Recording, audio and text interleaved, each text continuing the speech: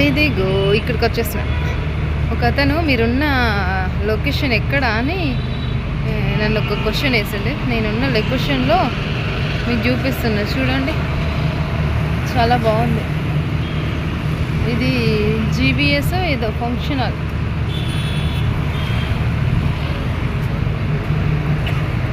చాలా బాగుంది.